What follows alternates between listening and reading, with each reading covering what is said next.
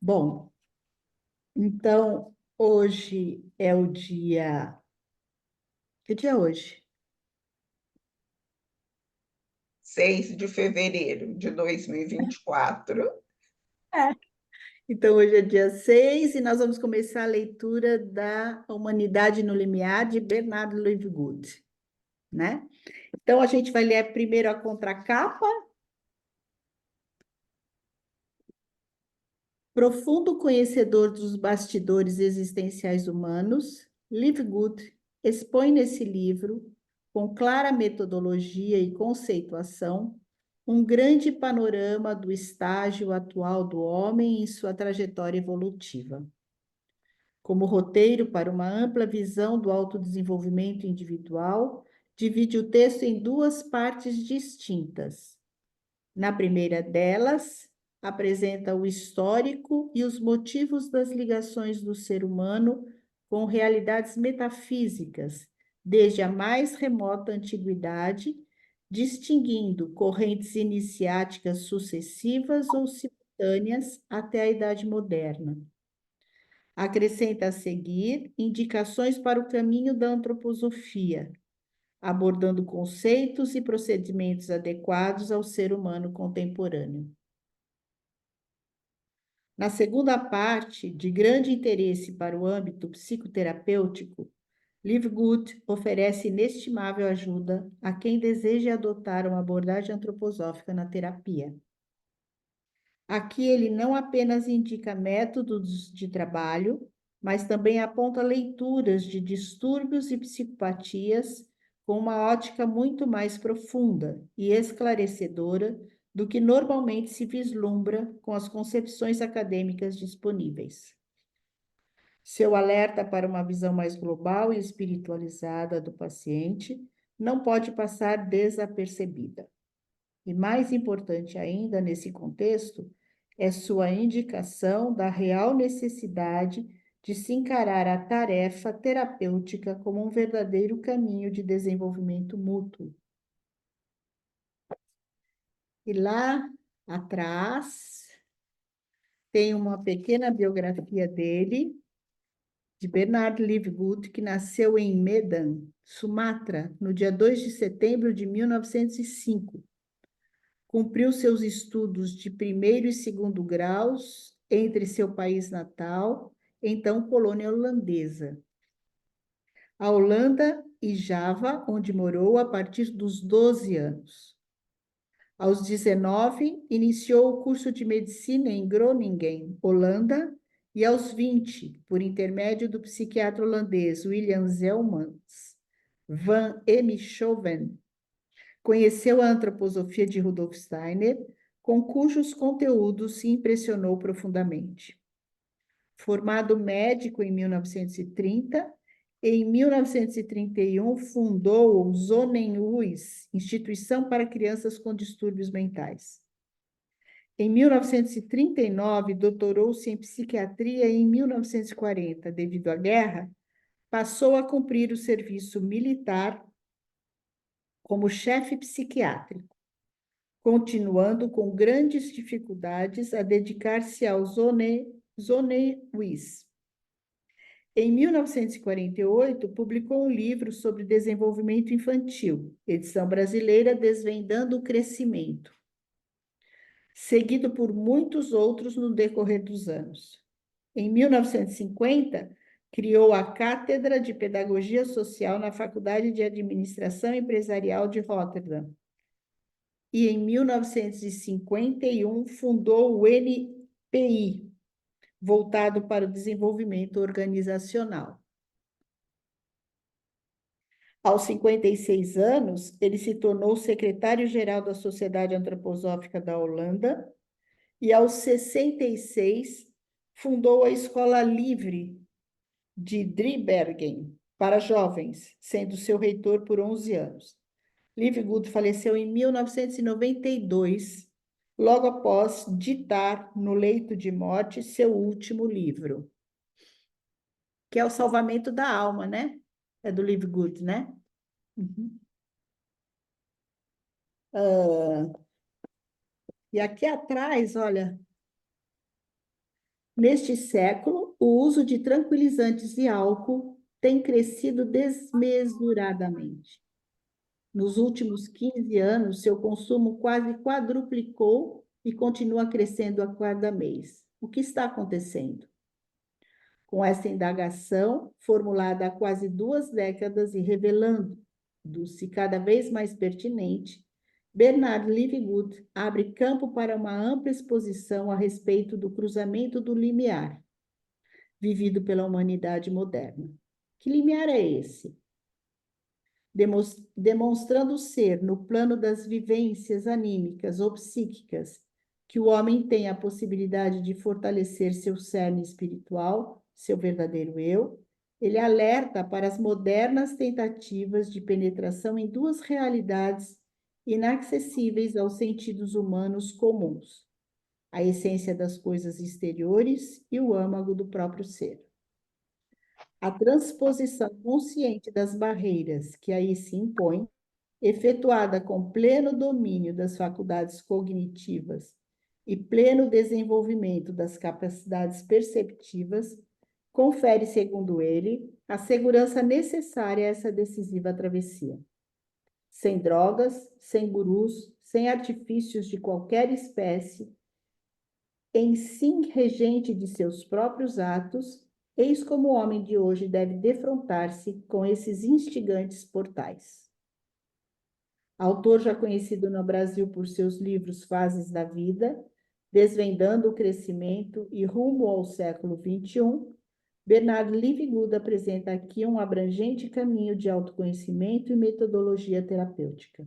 Dentre os temas abordados, destacam-se os caminhos cognitivos interior e exterior, o caminho antroposófico de autodesenvolvimento, os sósias ou duplos do homem, os 7 processos planetários, o desenvolvimento da alma, diagnóstico e terapia de distúrbios psíquicos.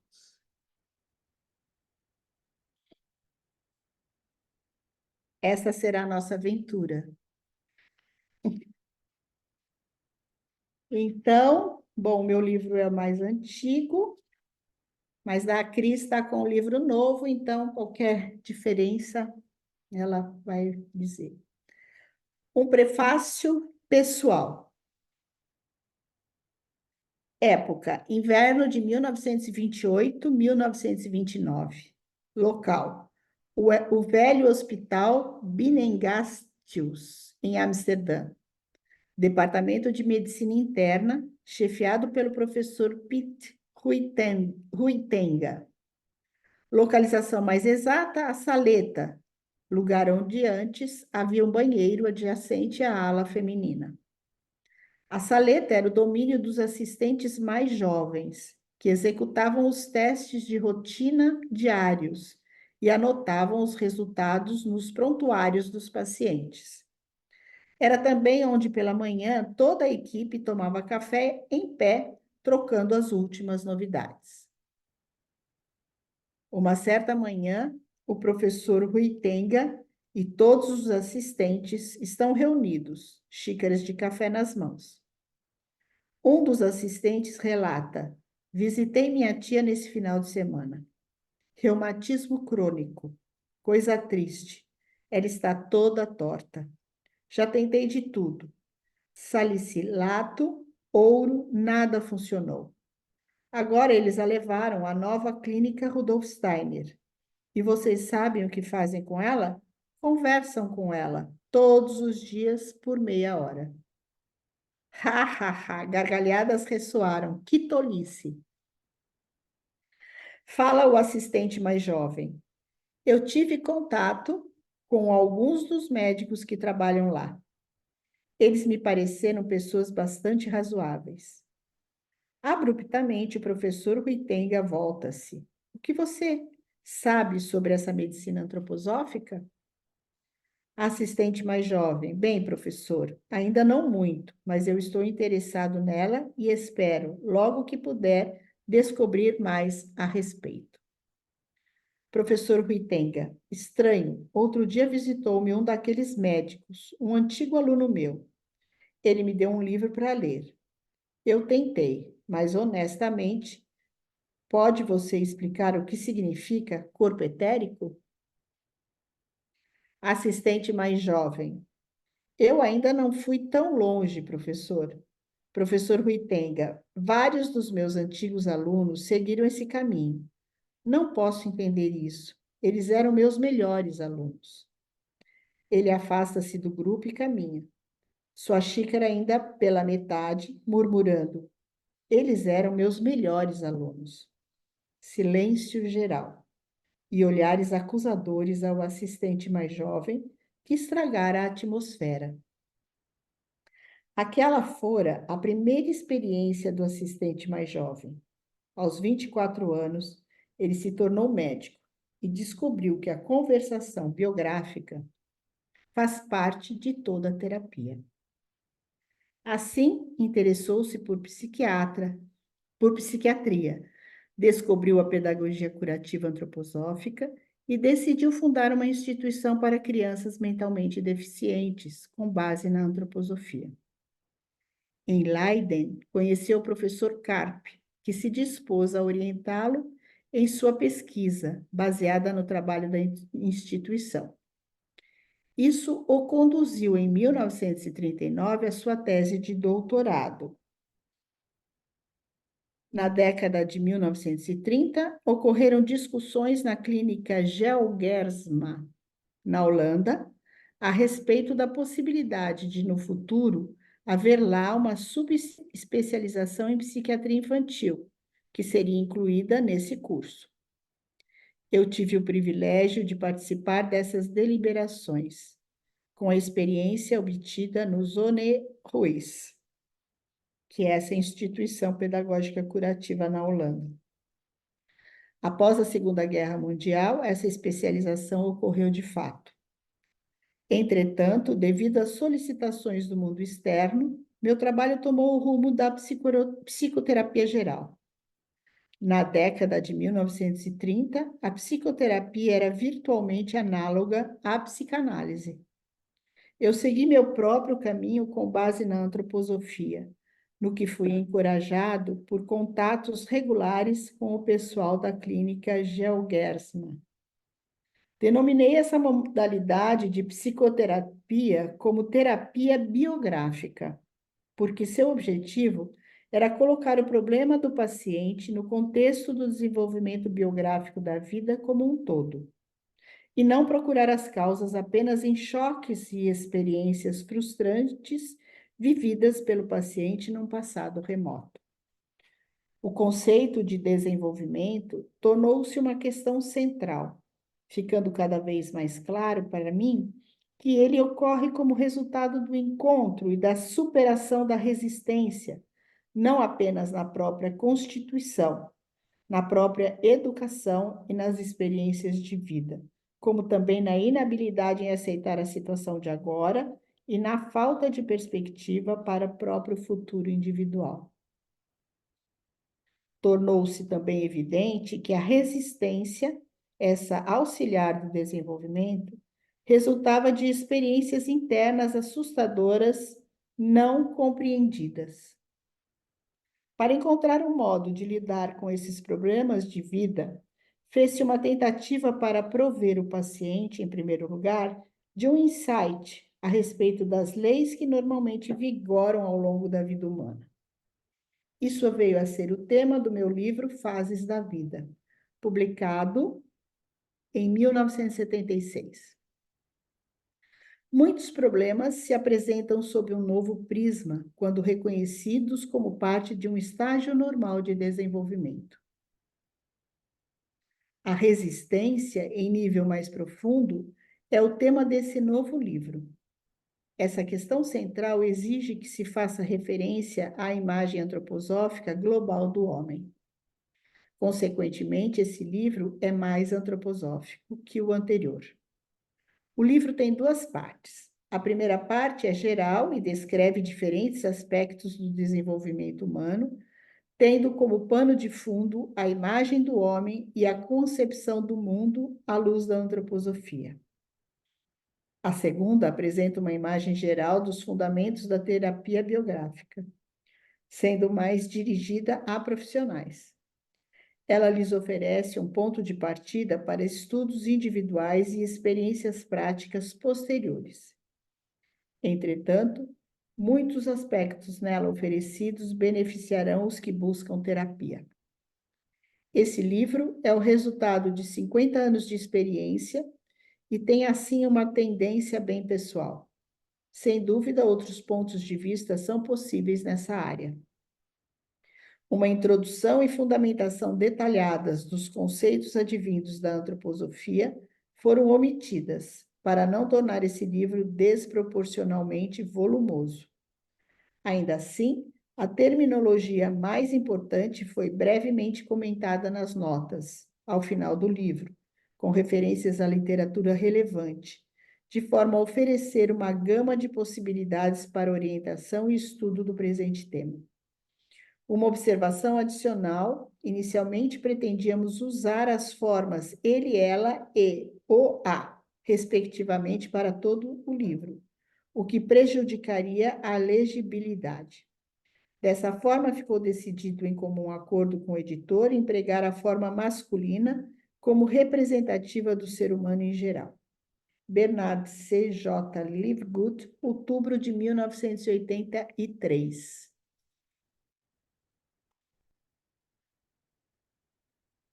Primeira parte: o homem no limiar. A premissa básica deste livro é uma declaração de Rudolf Steiner: a humanidade cruzou o limiar.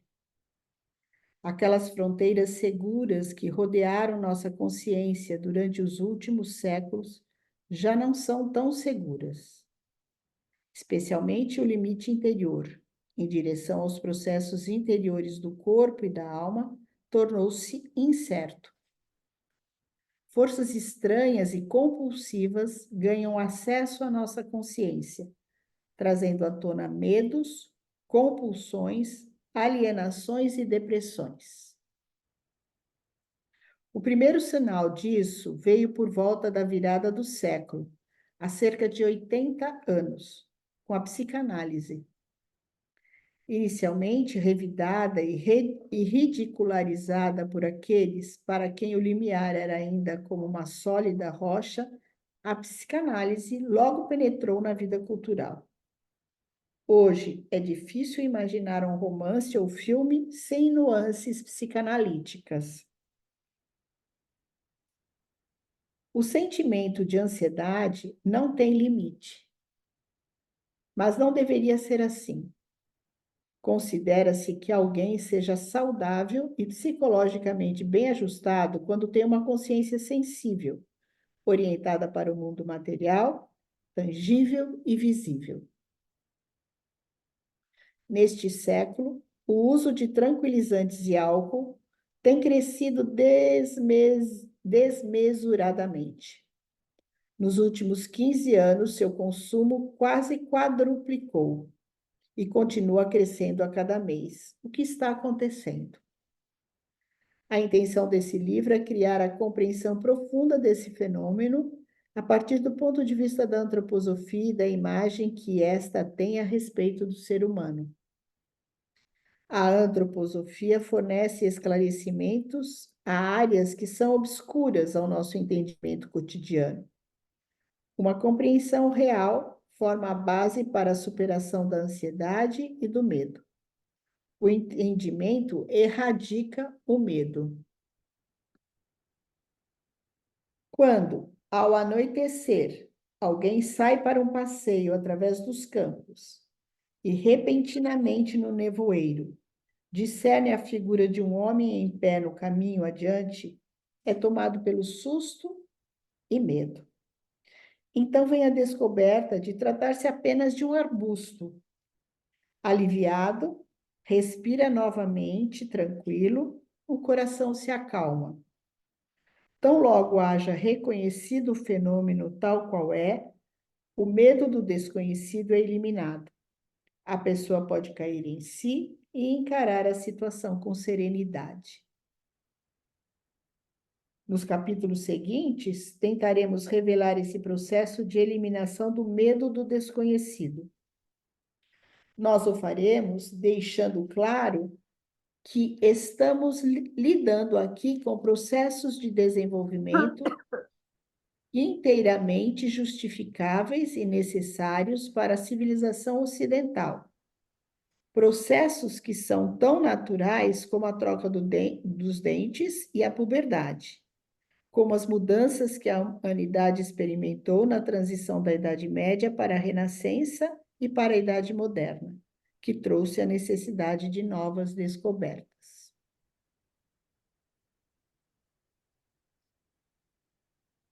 Ocorreu, então, uma irresistível urgência de desviar a atenção da especulação filosófica para o próprio mundo, visto como um planeta desconhecido ainda a ser explorado, e para a natureza, que passou a ser vista como uma fonte de abundantes riquezas a serem exploradas.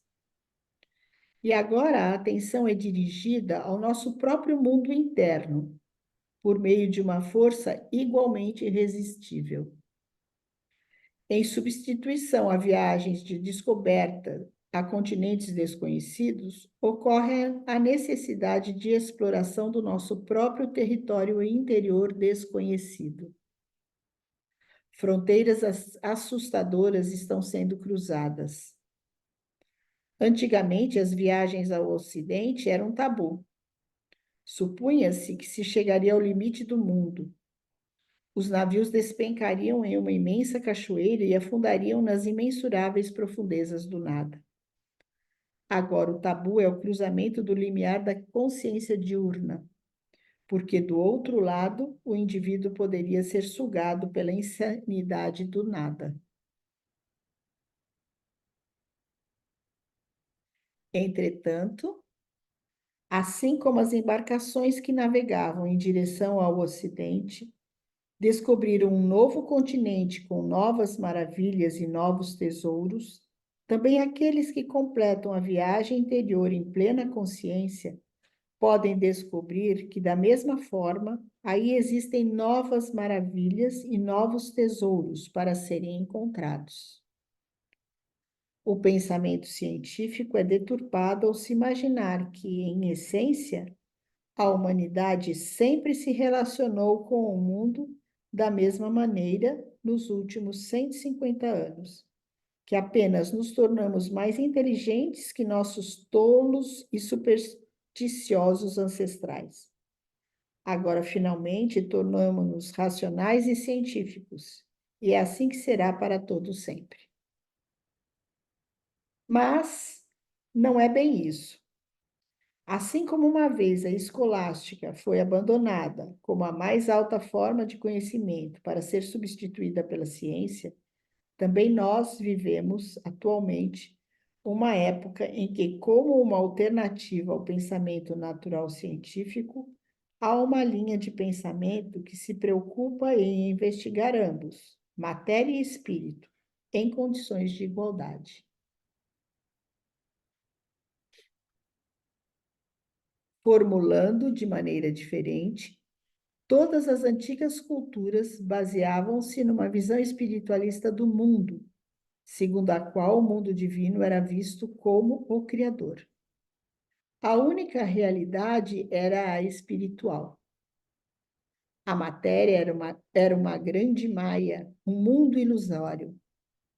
Os antigos gregos, de certo modo, ainda viviam com esse mundo divino, mas desenvolveram paralelamente um novo mundo, numa visão idealista, segundo a qual, por trás de cada fenômeno exterior, a ideia era vivenciada como causa e criador. Nossa era moderna relegou ambos, o mundo divino e o mundo ideal, ao domínio da ingenuidade infantil e reconhece apenas a matéria. No materialismo, as leis naturais e o acaso são causa e criador de tudo. E o espírito é a grande maia, o mundo ilusório. Mas nesse século, o materialismo clássico ultrapassou seu apogeu. Estamos prestes a dar um novo passo, rumo ao realismo espiritual, em que matéria e espírito são ambos realidades em contínua interação. Nenhum espírito sem matéria, nenhuma matéria sem espírito. Assim, essa declaração de Rudolf Steiner mostra-o como um verdadeiro realista. Esse livro foi escrito com essa visão realística de mundo tal qual é desenvolvida pela antroposofia. Posso continuar? Tranquilo, né? O homem moderno vive entre duas fronteiras. Uma delas é a fronteira da observação. Nós consideramos o lado exterior dos fenômenos. Em todo lugar, vemos apenas a superfície. Se desejarmos conhecer o que há por trás da aparência e cortarmos em dois o objeto que observamos, duas novas superfícies serão criadas. Mesmo com o maior aumento imaginável do microscópio eletrônico, nós vemos somente a parte externa de ínfimas partículas, até que elas se dissolvam em forças não materiais hipotéticas, que só podemos inferir mediante suas próprias atividades. A visão exterior do homem atinge superfícies que são visíveis pela iluminação. A visão interior do homem, em direção à própria alma, esbarra em um muro escuro, no qual apenas memórias são retratadas. O que acontece por trás desse espelho de memórias, sob forma de processos orgânicos e processos anímicos inconscientes, escapa da mesma forma que as forças atuantes na natureza escapam à nossa observação. No caminho exterior, servimos-nos de instrumentos que nos ajudam a ampliar ou reduzir a fim de penetrar a essência das coisas. No caminho interior, tentamos obter o conhecimento da essência do mundo oculto sob o espelho da memória, por meio de técnicas como análise de sonhos, hipnose, a investigação de fenômenos psicológicos. Mas aqui tampouco se vai além da descrição dos processos de um mundo inconsciente, na linguagem da consciência. Assim, o homem vive entre duas fronteiras que ele não pode cruzar com sua consciência diurna. Rudolf Steiner descreveu essas duas fronteiras durante uma palestra em 1918. Ele fez um desenho que é reproduzido a seguir de forma um tanto simplificada. Existem forças atuando fora do universo que apenas tocam as fronteiras do nosso mundo perceptível sensorial sem manifestar a si mesmas. Forças ativas, emergindo do nosso sistema metabólico do homem, pressionam as fronteiras da memória. O cosmo exterior e o metabolismo interior são dois mundos desconhecidos. A ciência estabeleceu firmemente a impossibilidade de penetrar a essência da realidade. O dogma, as questões ontológicas não devem ser investigadas. Significa, não questione acerca do ser das coisas. Só nos é permitido perguntar como as forças do universo atuam e não o que elas são. Dessa forma, sabemos o suficiente acerca de como uma carga positiva ou negativa atua, mas não o que essa carga é. E quando chamamos isso de energia, não vamos além de uma explicação nominal. É assim que o materialismo mostra um caráter fundamentalmente agnóstico, mas de qualquer modo honesto, a respeito de si mesmo. Pelo menos no caso de autênticos cientistas, não no caso daqueles que popularizam a ciência como se rotular um fenômeno fosse o mesmo que explicá-lo.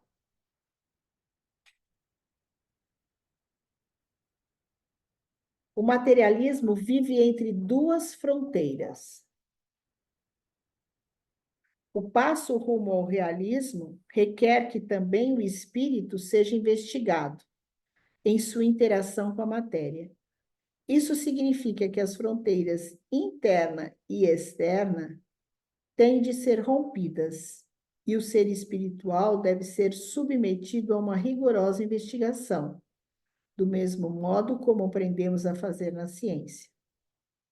O realismo assim concebido não significa um retrocesso à antiga visão espiritualista do mundo, mas um passo adiante, o qual, de fato, só se tornou possível graças ao materialismo que o precedeu, com sua observação exata e métodos de procedimentos rigorosos. A título de introdução, segue abaixo um resumo pretendendo dar ao leitor uma ideia do que ele pode ou não pode esperar desse livro. A humanidade cruzou o limiar. Forças desconhecidas ganham acesso à consciência a partir do inconsciente. Elas criam confusão que se manifesta no medo, na depressão ou coisa parecida. O mundo da psique, ao qual nesse livro nos referiremos como mundo anímico, deve ser conscientemente colocado em ordem e fortalecido, a fim de manter seu equilíbrio. Isso só pode ocorrer graças ao eu do ser humano, por meio da sua individualidade, que se encontra em algum ponto de uma trilha a caminho do desenvolvimento. Nessa trajetória há um passado, uma tarefa imposta ao presente e um futuro em que os frutos dessa vida formam, por sua vez, a base para uma tarefa subsequente. Em cada encarnação, a cada passo desse processo de desenvolvimento, uma estrutura anímica é erigida em conexão com a natureza corpórea herdada. À natureza corpórea, vários atributos são concedidos. Primeiramente, um corpo físico, feito de matéria. Em segundo lugar, um sistema de forças vitais que permeiam continuamente esse corpo, edificando-o e destruindo, chamado corpo vegetativo ou etérico. E, por último, um sistema de mecanismos e fenômenos psíquicos animalescos denominados corpo astral. Segundo uma antiga terminologia, ou segundo Aristóteles, a alma animal. O homem nasce com um corpo físico, com forças vegetativas e forças anímicas animalescas. O eu deve, em seguida, penetrar esses instrumentos e humanizá-los. Este processo de humanização é tarefa para a primeira metade da vida. Subsequentemente, as forças humanizadas podem ser usadas para um desenvolvimento posterior. Este sempre ocorre na interação com outros seres humanos. Dando e recebendo, nós seguimos nossa trajetória individual na vida e acrescentamos nossos talentos àqueles com que iniciamos essa vida. Isso já nos foi ensinado pela parábola dos talentos. O homem e o animal têm funções anímicas animalescas comuns.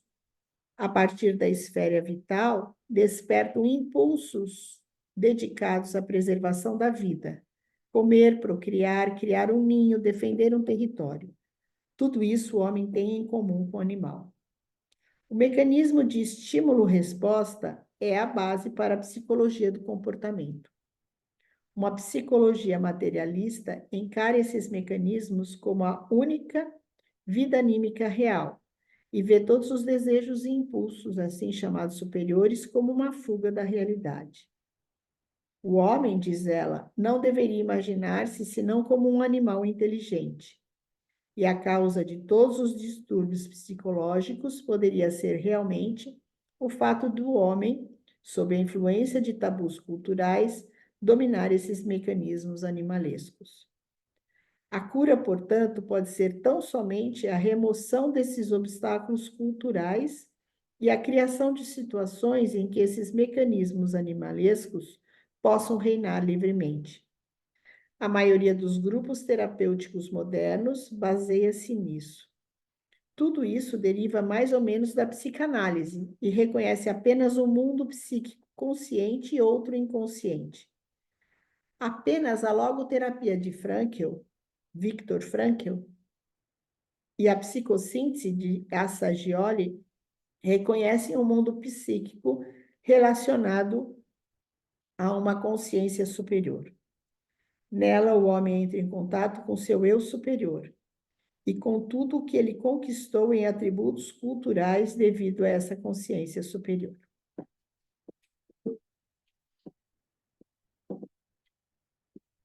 Continuo? Uma terapia antroposófica consiste no fortalecimento das funções do eu, o que eleva a vida anímica animalesca ao nível humano, numa esfera mediana da alma. Isso significa que reações imediatas têm de ser contidas, interiorizadas na área central da alma humana, onde serão confrontadas com qualidades morais, estéticas e intelectuais. Isto será elaborado nos capítulos sobre o desenvolvimento do que é chamado alma da sensação, alma intelectual afetiva e alma da consciência. A ideia central nisso tudo é que o homem só vem a ser realmente homem na região do meio, entre as forças polares de simpatia, antipatia e assim por diante. Nessa região mediana, o homem pode ser momentaneamente livre e experimentar o espírito. O animal oscila entre conforto e desconforto, ataque e fuga, fome e saciedade. O homem pode interiorizar tais estímulos e reações entre dois polos e viver em íntimo encontro com o mundo. Então, uma nova qualidade surge, a qual, ao lado das impressões, também traz significado, beleza e julgamento moral. O homem é um ser do meio, e toda a cultura humana deriva do meio. A criança absorve a cultura humana pela imitação e reverência. Em uma fase posterior, essa humanidade provisória ainda vai ser testada em relação ao eu individual. Isso ocorre na fase intermediária da vida. Significa que após os 4 primeiros anos, o caráter individual já está moldado e, portanto, é a base para a habilidade de alguém ocupar seu próprio lugar na vida cultural, criativamente e dando de si mesmo. O jovem procura realizar uma renovação por meio do protesto e não pode fazê-lo de outra forma.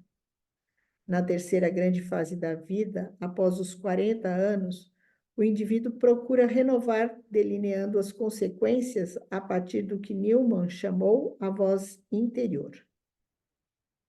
O ser humano maduro, criativo, é um herege da voz interior em relação ao meio ambiente. Essa voz interior já se havia anunciado numa fase anterior da vida.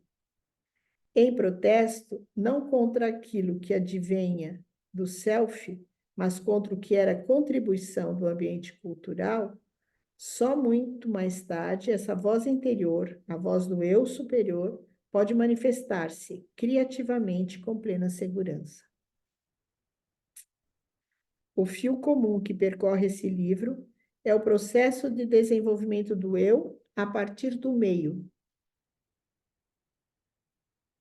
A partir de uma esfera central fortalecida que se tornou consciente, o homem moderno pode cruzar o limiar exterior e aprender a experimentar, mais e mais claramente, as qualidades que se encontram nas percepções sensoriais, até finalmente encontrar a realidade espiritual, seres espirituais que em outros tempos eram videntes por si mesmos.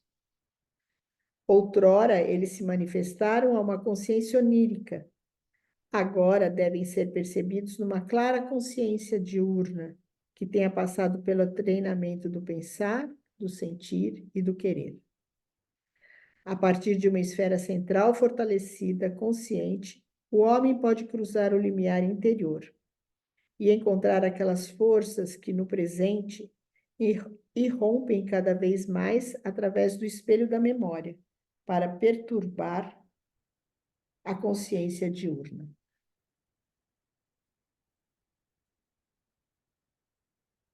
Essa trajetória, temos tempo? Paramos por aqui, Cris? Ainda tem 8 minutos. Então vamos mais? Tá bom. É. Essa trajetória consciente interior é a única terapia verdadeira contra a crescente ameaça de invasão de nossa vida anímica inconsciente, assim como a trajetória consciente exterior é a terapia contra a necessidade de escapismo escarnatório, por meio do vício em drogas, do álcool e de outros tóxicos. De maneira a tornar compreensíveis para nossa época as experiências que possivelmente ocorram nesses dois caminhos, a abordagem escolhida nesse livro consiste, inicialmente, em descrever como esses caminhos eram vivenciados na antiguidade, nos chamados mistérios. Nesses mistérios das antigas culturas, esses caminhos podem, de fato, ser também reconhecidos. Os mistérios nórdicos, germânicos, conheciam o caminho exterior de iniciação dirigido ao mundo dos elementos. Os mistérios do sul, particularmente os egípcios, trilhavam o caminho interior, em direção à vida anímica inconsciente. Os antigos gregos colocaram seus deuses no Olimpo, no vasto mundo etérico dos elementos. Zeus, Júpiter, controlava os trovões e os relâmpagos. Na arte e na filosofia, Apolo conduziu o homem ao mundo solar, iluminado da consciência superior por meio da arte das musas. Os gregos temiam o submundo, onde Dionísio deixava a paixão correr desenfreadamente como um resultado de intoxicação, para subjugar o homem. Uma única vez ao ano, bacantes e sátiros eram libertados e era-lhes permitido ganhar a superfície por um breve espaço de tempo numa orgia controlada pelos mistérios. A ressaca proveniente dessas festividades dionísicas reforçava a aversão pelo submundo durante algum tempo. Esse era um importante passo no desenvolvimento da função da consciência. O homem moderno vê a necessidade de ser capaz de alcançar ambos os mundos. A trajetória antroposófica de desenvolvimento é, portanto, sempre uma questão de equilíbrio entre um passo rumo ao exterior e um passo rumo ao interior. Apenas dessa maneira, o homem pode alcançar o meio.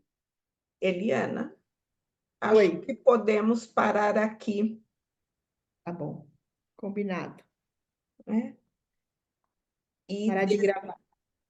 Eu vou interromper a gravação